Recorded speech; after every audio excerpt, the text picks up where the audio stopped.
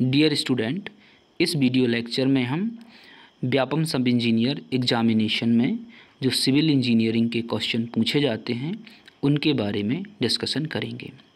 पहला क्वेश्चन है, the condition of land where the water table is at or near the ground level and becomes detrimental to the plant life is called as. इसका मतलब होता है कि जो plant है उसके रूट जोन में यदि वाटर टेबल अवेलेबल हो या प्रेजेंट हो, जिस वजह से प्लांट की जो लाइफ हो जाती है वो नष्ट हो जाती है या ख़राब हो जाती है, इसको हम क्या बोलते हैं? Water logging. सिंपल शब्दों में यदि हम बात करें तो वाटर लॉगिंग एक ऐसी प्रोसेस होती है जिसमें जो वाटर जो रूट जोन होती है प्लांट की, उसमें वाटर कम्प्लीटली फिल हो जाती है या वो सॉइल कम्प्लीटली सैचुरेटेड हो जाती है और उसमें किसी भी प्रकार का एयर का सर्कुलेशन नहीं होता है। तो एयर का सर्कुलेशन नहीं होने के कारण वो प्लांट्स क्या हो जाता है? डेड हो जाता है। इसलिए किसी भी फील्ड में वाटर लॉगिंग की कंडीशन बहुत ज़्यादा क्या होती है? डेंजरस होती है। अब इसका कारण क्या होता है कि आखिर वाटर लॉगिंग क्यों हो जाती है? पहला कारण है कि जो यदि हमारा ग्राउंड वाटर टेबल है वो किस में हो? Within the root zone हो, या दूसरी कंडीशन हो कि हमारी ground water table within root zone ना हो, लेकिन ground water table capillary action के कारण उस सॉइल को कम्प्लीटली सैचुरेट कर दे फॉर अ लॉन्ग ड्यूरेशन। तो इस वजह से वहाँ पे वाटर लॉगिंग की कंडीशन जनरेट होती है। सेकंड क्वेश्चन है, व्हाट इज़ डिस्टेम्पर? मतलब डिस्टेम्पर क्या है? तो इसका आंसर है, it is a paint consisting of powder chalk, pigment and water. मतलब डिस्टेम्पर के 3 कंपोनेंट होंगे। इसमें पहला होगा पाउडर चॉक, दूसरा पिगमेंट होगा, तीसरा वाटर होगा। लेकिन यदि यहाँ पे पूछा जाता व्हाट इज़ वार्निश, तो वार्निश के केस में क्या हो जाता? Water chalk and water. लेकिन वहाँ पे किसी भी प्रकार का डिस्टेम्पर के केस में होता, डिस्टेम्पर जो होता है उसमें किसी भी प्रकार का पिगमेंट नहीं होता। ओके, जैसे it is a paint consisting of coloured cement and water है। जैसे दूसरा ऑप्शन है, it is a paint consisting of coloured cement and water. यदि सीमेंट और वाटर के कारण कोई भी पेंट बनता है तो उसको अपन क्या बोलते हैं? Snow sand. क्या बोलते हैं उसको? Snow sand. It is a drying agent? नहीं, डिस्टेम्पर किसी भी प्रकार का ड्राइंग एजेंट नहीं होता है। चौथा है, it is a water proofing agent. Distemper water proofing agent भी नहीं है।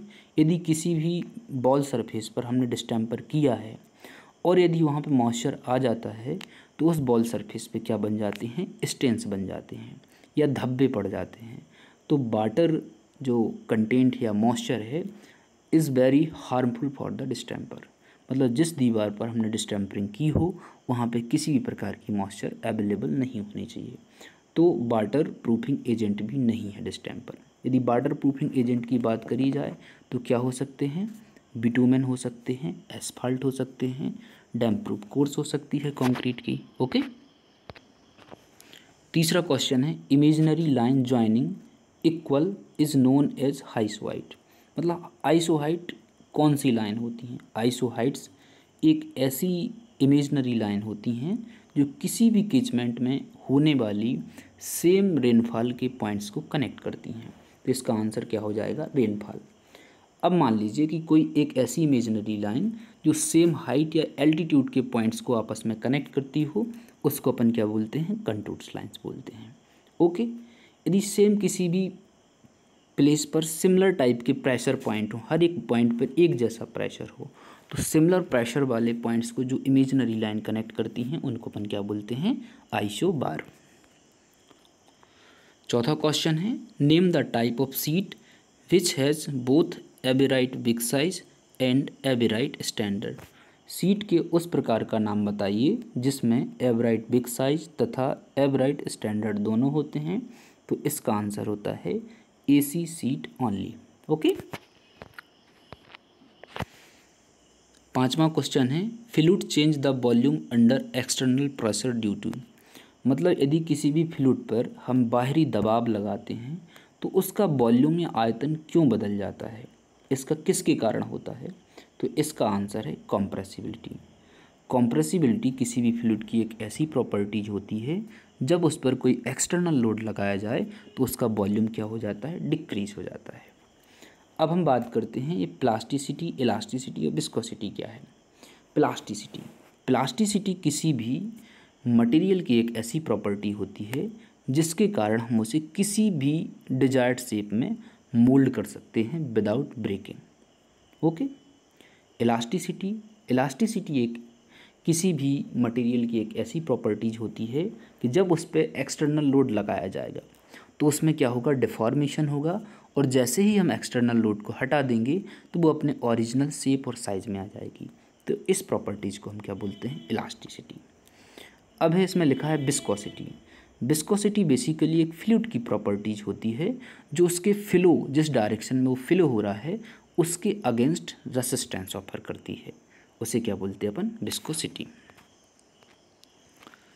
अ pipe which carries discharge from water closet is called, वह पाइप जो जिसमें शौच घर से निकलने वाली गंदगी प्रवाहित होती है उसको अपन क्या बोलते हैं, सॉइल वाटर बोलते हैं, सॉइल पाइप बोलते हैं। इसके अलावा ड्रेन क्या होती है, ड्रेन रोड के अलोंग, किसी भी रोड के अलोंग एक जो चैनल बना दी जाती है, पक्की चैनल, जिसमें हमारे घरों का गंदा पानी बहता है, उसको अपन क्या बोलते हैं, ड्रेन। सीवर क्या होता है, सीवर एक ड्रेन का एडवांस फॉर्म है।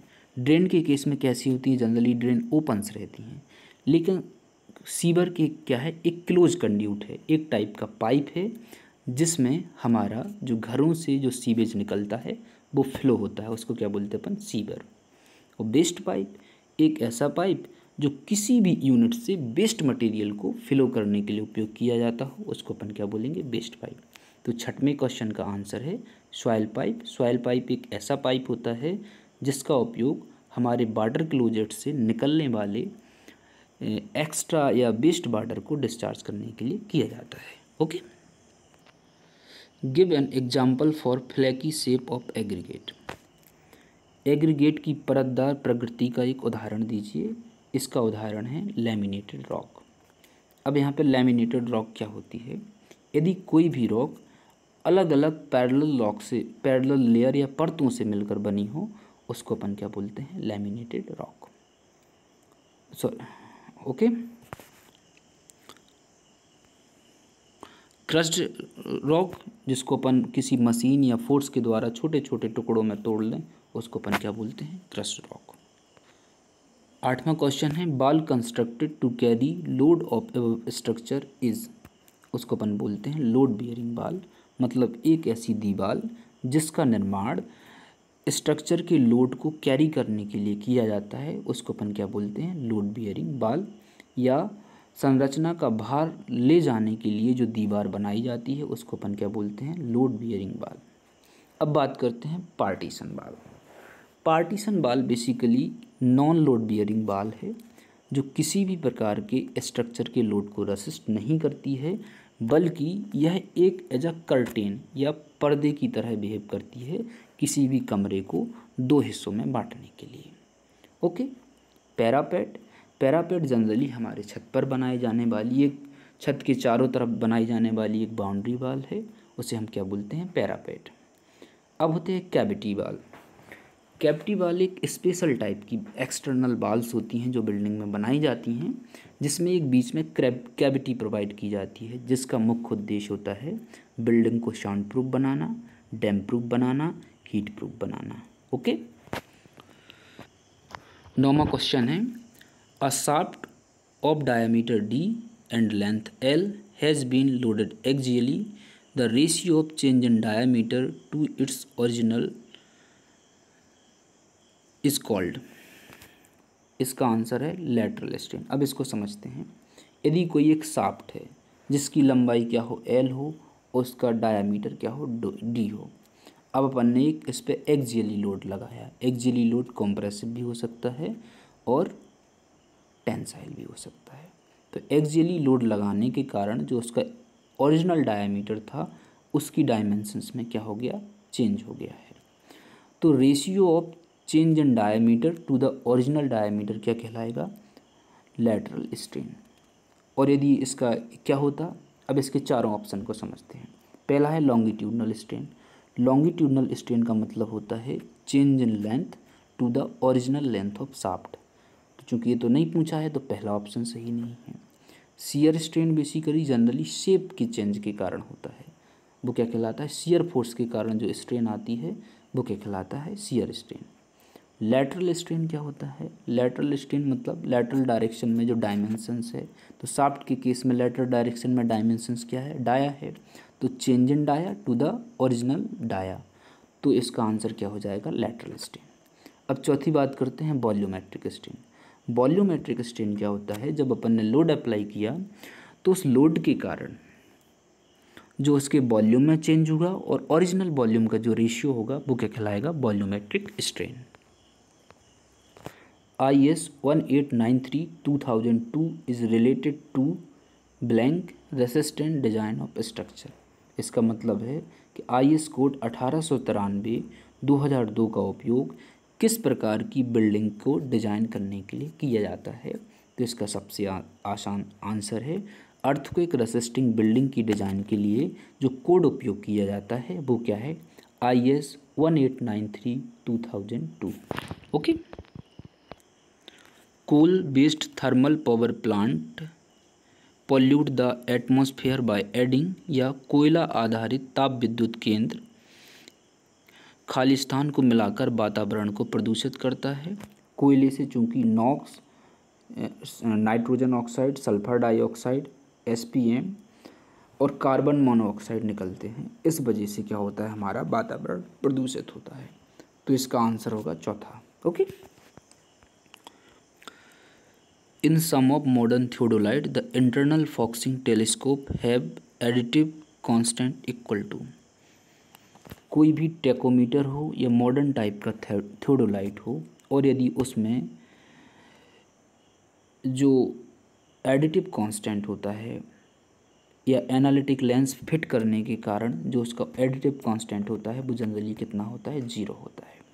मतलब किसी भी मॉडर्न थियोडोलाइट है जिसमें इंटरनल फोकसिंग की व्यवस्था हो तो उस केस में उस थियोडोलाइट या टेकोमीटर का एडिटिव कांस्टेंट क्या होता है, 0 होता है।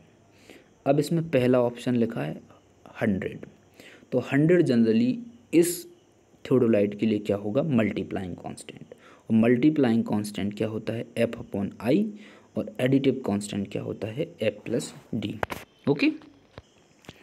According to Khosla's theory the exit gradient of the surface flow, Khosla के अनुसार जो एग्जिट ग्रेडियंट होता है वो किस पर डिपेंड करता है, तो इसका आंसर है depends upon the B/D ratio. मतलब उस स्ट्रक्चर की विड्थ क्या है और डेप्थ क्या है, B/D रेशियो पे जनरली क्या डिपेंड करता है, एग्जिट ग्रेडियंट डिपेंड करता है। Okay. According to working stress method modular ratio between steel and concrete is. Working stress method या कार्य प्रतिबल विधि के अनुसार स्टील एवं कंक्रीट के मध्य मापांक अनुपात क्या होता है। जनरली वर्किंग स्ट्रेस मेथड के लिए जो कोड होता है वो क्या होता है, IS 456। वर्किंग स्ट्रेस मेथड के लिए जो IS कोड होता है वो होता है IS 456/1978 for plain and reinforced cement concrete. इसके लिए मॉडुलर रेशियो का जो फार्मूला होता है वो होता है 280/3 सिग्मा CBC, जहाँ पे सिग्मा CBC क्या है, permissible stress in concrete in bending compression. Okay. In mix design the proportion 1:2:4 means, इसका सिंपल सा मतलब होता है 1 part of cement is mixed with 2 part of sand and 4 part of aggregate. कोई भी हमारा मिक्स डिजाइन हो उसमें किसी भी प्रकार का कंक्रीट का रेशियो दिया है, जैसे यहाँ पे 1:2:4 दिया है, तो यहाँ पर 1 क्या है, 1 यूनिट क्या होगी, सीमेंट की, 2 यूनिट सैंड की होगी और 4 यूनिट कैसी होगी, एग्रीगेट की। तो इसका सिंपल से याद रख लीजिए CSA, सीमेंट, सैंड और एग्रीगेट। ओके। यदि जैसे 1:3:6 होता तो उसका 1 का मतलब होता है 1 बैग सीमेंट होगा, तो 3 बैग क्या होगा, सैंड होगा, और 6 बैग क्या होगा, एग्रीगेट होगा। ओके। नेक्स्ट क्वेश्चन है maximum reinforcement in beam of width b and depth capital D should not be greater than, मतलब किसी भी बीम के केस में यदि उसकी विथ क्या हो बी हो और ओवरऑल डेप्थ डी हो तो कितना मैक्सिमम रीइंफोर्समेंट प्रोवाइड किया जा सकता है। तो इसका आंसर है 0.04 बी इंटू डी। यदि आपसे कोई पूछे कि एक बीम है जिसकी विथ 300 mm है और ओवरऑल डेप्थ क्या है 500 mm है, तो उस केस में हम मैक्सिमम टेंसाइल रीइंफोर्समेंट कितना प्रोवाइड कर सकते हैं। तो इसका सीधा सा मतलब होगा 0.04 बी इंटू कैपिटल डी, जहाँ पे बी की वैल्यू आप 300 पुट कर दीजिए और कैपिटल डी की वैल्यू कितना पुट कर देंगे 500 या 4। इसका या दूसरा मतलब बोल सकते हैं कि मैक्सिमम जो रीइंफोर्समेंट होता है किसी भी बीम में वो होता है 4% of the gross cross sectional area of beam, और gross cross sectional area of beam क्या हो जाएगा बी इंटू डी, जहाँ पे बी क्या है विड्थ ऑफ डी बीम और कैपिटल डी क्या है overall depth of beam. Plate load test is use to determine, basically जो प्लेट लोड टेस्ट होता है उसका उपयोग किसी भी सॉइल की बियरिंग कैपेसिटी ऑफ सॉइल को निकालने के लिए किया जाता है। मतलब plate load test is use to determine the bearing capacity of soil. Okay. और जनरली जो किसी भी पेवमेंट या फ्लेक्सिबल पेवमेंट है तो उसमें किस लेयर की कितनी थिकनेस रखी जाएगी ये किस पर डिपेंड करता है, उस सॉइल की CBR वैल्यू पर डिपेंड करता है। Okay. Webster design method used in, जो वेबस्टर डिजाइन मेथड होती है उसका उपयोग बेसिकली जो हमारे ट्रैफिक सिग्नल्स होते हैं उनकी डिज़ाइन के लिए किया जाता है, उसको अपन क्या बोलते हैं Webster design method. Surface tension has the unit of, surface tension का मतलब क्या होता है, कोई भी फ्लूइड या लिक्विड है तो उसकी जो टॉप सरफेस है उसकी पर यूनिट लेंथ पर कितना फोर्स लगता है उसको अपन क्या बोलते हैं सरफेस टेंशन। तो यहाँ पे हो जाएगा फोर्स पर यूनिट लेंथ क्या कहलाएगा सरफेस टेंशन। अब यदि फोर्स पर यूनिट तो इसका आंसर क्या है सरफेस टेंशन क्या होगा फोर्स पर यूनिट लेंथ। अब चौथे ऑप्शन की बात करते हैं, फोर्स पर यूनिट एरिया या तो प्रेशर कहलाएगा या स्ट्रेस कहलाएगा। क्लियर है। फोर्स पर यूनिट वॉल्यूम यानी किलो न्यूटन पर क्यूबिक मीटर, तो एक इसकी यूनिट होती है specific weight of fluid. Okay. और फोर्स पर यूनिट मास तो ये कोई यूनिट नहीं है। नेक्स्ट क्वेश्चन है methaemoglobinaemia the blue baby syndrome is caused by causing the water containing excess of, मतलब जो ब्लू बेबी डिसीज होती है या इसको मैथ हीमोग्लोबिनोमिया भी बोलते हैं, यह किसके कारण होती है। यदि पानी में ऐसा कौन सा हार्मफुल मटेरियल या मैटर आ जाए जिसके वजह से हमें ब्लू बेबी डिसीज हो जाती है, तो इसका कारण है नाइट्रेट्स। ओके। यदि हमारे ड्रिंकिंग वाटर में हमें ब्लू बेबी डिसीज ना हो तो यह ध्यान रखा जाता है कि इसकी मैक्सिमम लिमिट 45 मिलीग्राम पर लीटर से ज़्यादा नहीं होनी चाहिए। ओके। अब जो फ्लूराइड होता है, फ्लूराइड्स के कारण भी हमें दो प्रकार की बीमारियां हो सकती हैं। एक हड्डियों की बीमारी है जिससे हमारी जो हड्डियां होती हैं वो हार्ड या भंगुर हो जाती हैं, पहली चीज़। और दूसरा जो हमारे दांत होते हैं उनमें स्टैंस आ जाते हैं, धब्बे लग जाते हैं, ब्लैक हो जाते हैं, तो वो किसके कारण होते हैं फ्लूराइड्स के कारण। जनरली जो फ्लूराइड्स की लिमिट होती है ड्रिंकिंग वाटर में वो 1.5 मिलीग्राम पर लीटर से ज़्यादा नहीं होनी चाहिए और ना ही 1 मिलीग्राम पर लीटर से कम होनी चाहिए। तो इसकी जो रेंज होती है ड्रिंकिंग वाटर के लिए फ्लूराइड की वो 1 to 1.5 मिलीग्राम पर लीटर। नाइट्रेट्स बहुत ज़्यादा, नाइट्राइट्स होते हैं हार्मफुल होते हैं, ये लगभग नेग्लिजिबल होना चाहिए, और फॉस्फेट भी कैसे होने चाहिए नेग्लिजिबल होने चाहिए। अब है if rail length is 13 metre and sleeper density is m/4, how many sleeper would be required in 1 kilometre length of track. ये क्वेश्चन क्या है कि एक कोई रेलवे ट्रैक है मान लीजिए जिसकी लंबाई क्या है 1 किलोमीटर है, और उसमें जो एक पटरी है या रेल से उसकी लंबाई कितनी है 13 मीटर, इसमें स्लीपर डेंसिटी m+4 रखी गई है, तो हमें 1 किलोमीटर में कितने स्लीपर वहाँ पे बिछाने पड़ेंगे। ओके। अब इसको समझते हैं। अब पहली बात करते हैं स्लीपर डेंसिटी की। स्लीपर डेंसिटी होती क्या है, तो स्लीपर डेंसिटी से मतलब होता है कि एक स्लीपर्स की कोई भी रेलवे ट्रैक्स है तो उस रेल्स के नीचे एक रेल की, जैसे इसमें केस में क्या है 13 मीटर लंबाई एक रेल है, तो इसके नीचे कितने स्लीपर ले किए जाएंगे उसको अपन क्या बोलते हैं, स्लीपर डेंसिटी। मान लीजिए कि कोई एक रेल है, उसके नीचे अपन ने 15 स्लीपर लगाए हैं, तो उस ट्रैक के लिए स्लीपर डेंसिटी क्या हो जाएगी, 15 हो जाएगी। ओके, अब यहाँ पे स्लीपर डेंसिटी क्या है, m+4। जनरली m वहाँ पे क्या होता है, length of rail in metre. तो m बराबर कितना दिया, 13 + 4, तो इस केस में जो स्लीपर डेंसिटी क्या होगी, 17 होगी। मतलब 13 मीटर की लेंथ में अपन को कितने स्लीपर लगाने हैं, 17। तो सबसे पहले अपन निकालेंगे नंबर ऑफ रेल्स। तो नंबर ऑफ रेल्स कितनी हो जाएगी, length of track upon length of one rail. तो लेंथ ऑफ ट्रैक कितनी है, 1 किलोमीटर यानी 1000 मीटर। तो डिवाइडेड बाई कर दीजिए 13, तो अपन को क्या मिल जाएगी, नंबर ऑफ रेल्स, और उसमें किसका गुणा कर देना है अपन को, m+4 यानी 13 + 4 यानी 17, यानी number of rails into sleeper density यदि आप कर देंगे तो आपको क्या मिल जाएगा आंसर, नंबर ऑफ स्लीपर्स का। इस केस में कितना है, ये 1308। अब है next question, to avoid lateral skidding and overturning on horizontal curve the centrifugal ratio should always be less than. तो इसका आंसर है बोथ b/2h एंड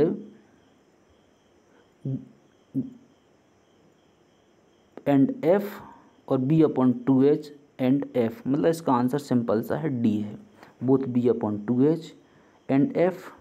ओके, अब इसको अपन समझते हैं। पहले क्या होता है, सेंट्रीफ्यूगल रेशियो क्या होता है।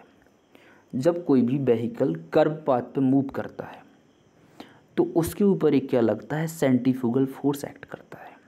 तो उस सेंट्रीफ्यूगल फोर्स की उस व्हीकल पर दो इफेक्ट हो सकते हैं। पहला इफेक्ट हो सकता है कि या तो उस व्हीकल को ओवरटर्न कर दे, या दूसरा उसको स्किड कर दे। स्किड का सिंपल सा मतलब है लैटरल डायरेक्शन में या रोड की परपेंडिकुलर डायरेक्शन में या क्रॉस सेक्शन के अलोंग फिसलना, तो वो क्या कहलाता है, लैटरल स्किडिंग। और ओवरटर्न का मतलब होता है लुढ़क जाना। तो हमारा जो सेंट्रीफ्यूगल फोर्स है वो दो तरीके के इफेक्ट डाल सकता है व्हीकल पे, या तो उसको ओवरटर्न कर सकता है या लैटरल स्किडिंग होगी वहाँ पे। ओके, अब इससे बचने का सबसे आसान तरीका होता है कि उसकी व्हीकल की जो स्पीड है उसके अकॉर्डिंग वहाँ पे एक सुपर एलिवेशन प्रोवाइड कर दिया जाए। ओके, लेकिन यदि मान लीजिए कि आप वहाँ पे सुपर एलिवेशन प्रोवाइड नहीं करना चाहते हैं, बिना सुपर एलिवेशन प्रोवाइड किए आप कैसे सुपर एलिवेशन प्रोवाइड बिना किए तो आपको उसको लैटरल स्किडिंग और ओवरटर्न को देखना है। तो बी अप जो सेंट्रीफ्यूगल रेशियो होता है वो कितना रखना चाहिए। अब यहाँ पे अपन समझते हैं सेंट्रीफ्यूगल रेशियो होता क्या है। सेंट्रीफ्यूगल रेशियो को अपन P/W से डिनोट करते हैं।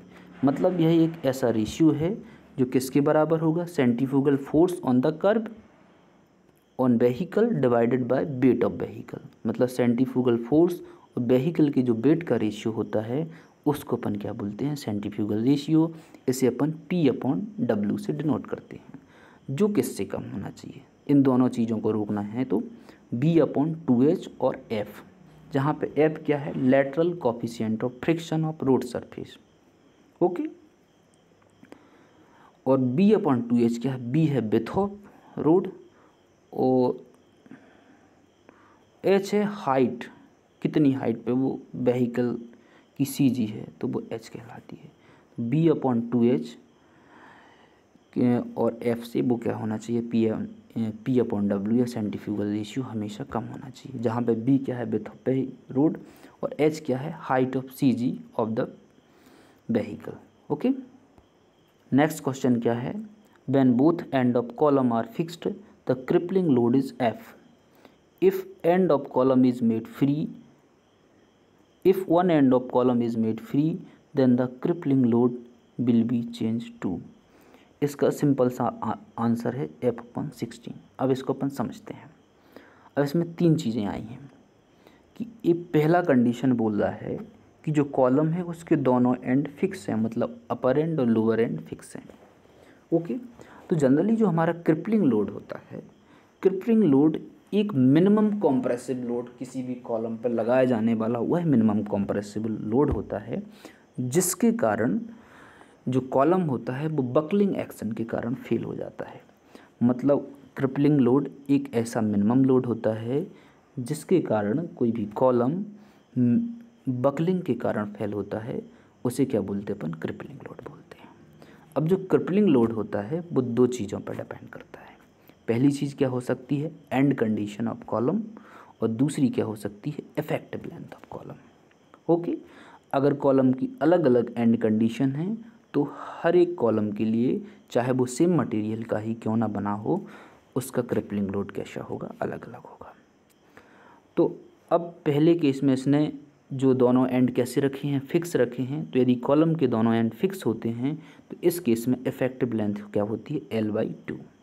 ओके, और यदि वन एंड फ्री हो, वन एंड फिक्स हो, तो इस केस में क्या हो जाती है, उसकी इफेक्टिव लेंथ L/√2। और क्रिपलिंग लोड का फॉर्मूला होता है P बराबर π² EI/L इफेक्टिव का होल स्क्वायर। तो एक बार L इफेक्टिव क्या रख लेना, L/2, और दूसरी बार क्या रख लेना, L/√2, और इसका रेशियो निकाल देना तो आपका आंसर मिल जाएगा, जो जनरली किसके बराबर हो जाएगा, F/16। अब है when a brick is cut into 2 halves longitudinally then one part is called. जब एक ईंट को लंबाई की ओर अनुदैर्ध्य या लॉन्गिट्यूडनल डायरेक्शन में दो हिस्सों में बांटा जाता हो तो उसे क्या बोलते हैं, क्वीन क्लोजर। अब इसको अपन समझते हैं। सबसे पहले मान लीजिए कि ईंट है या क्या है, ब्रिक्स है। अब यदि ब्रिक्स की को दो लंबाई के समांतर दो बराबर हिस्सों में बांट दें, ओके, तो उसको क्या बोलते हैं अपन, क्वीन क्लोजर। अब किंग क्लोजर क्या होता है, यदि हम जैसे हम जानते हैं कि जो ब्रिक होता है, एक जो लंबाई वाली फेस होती है उसको अपन स्ट्रेचर बोलते हैं, और चौड़ाई वाली जो फेस होती है उसको हेडर बोलते हैं। तो हेडर का सेंटर पॉइंट लीजिए और स्ट्रेचर का सेंटर पॉइंट लीजिए, और इनसे एक जो ट्रायंगुलर पोर्शन है उसको हटा दें, तो जो रिमेनिंग पोर्शन होता है उसको अपन क्या बोलते हैं, किंग क्लोजर बोलते हैं। कॉर्निस ब्रिक्स क्या होती है, जिसका कॉर्निस के लिए, जो कॉर्निस एक डेकोरेटिव कोर्स होती है हमारी दीवालों पर, जो एक्सटर्नल वॉल्स पे बनाई जाती है, प्लिंथ के पास बनाई जाती है या कहाँ पे बनाई जाती है, प्लिंथ के पास बनाई जाती है। तो उसमें जो ब्रिक्स उपयोग की जाती हैं वो क्या कहलाती हैं, कॉर्निस ब्रिक्स। मतलब एक ऐसी ब्रिक्स, डेकोरेटिव ब्रिक्स, जिसका उपयोग कॉर्निस कोर्स के निर्माण के लिए किया जाता हो, उसको अपन क्या बोलते हैं, cornice bricks. Rectangular channel section is most economical when the depth of flow and bottom width is in the ratio.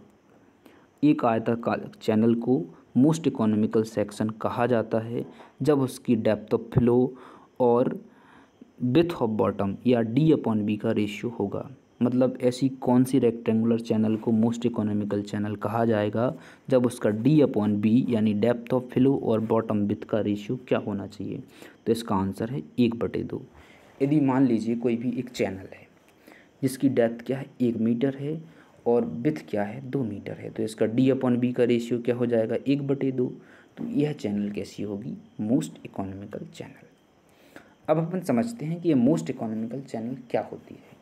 Most economical channel section से मतलब होता है एक ऐसा चैनल सेक्शन जिसका बेटेड पेरीमीटर क्या हो, सबसे कम हो। मतलब एक ऐसी चैनल सेक्शन जिसका बेटेड पेरीमीटर बहुत कम हो, उसे अपन क्या बोलते हैं, मोस्ट इकोनॉमिकल सेक्शन। बेटेड पेरीमीटर्स कम होने के कारण इसका फ़ायदा क्या होता है कि चूंकि इसकी पेरीमीटर कम है तो जो लोग लाइनिंग इसकी करते हैं उसकी कॉस्ट भी क्या हो जाती है, कम हो जाती है। और मोस्ट इकोनॉमिकल सेक्शन की सबसे मेन प्रॉपर्टीज होती है इसकी पेरीमीटर्स कम होती है, लेकिन डिस्चार्ज कैरिंग कैपेसिटी या वाटर कैरिंग कैपेसिटी क्या होती है, उसी क्रॉस सेक्शनल एरिया के लिए क्या होगी, मैक्सिमम होगी।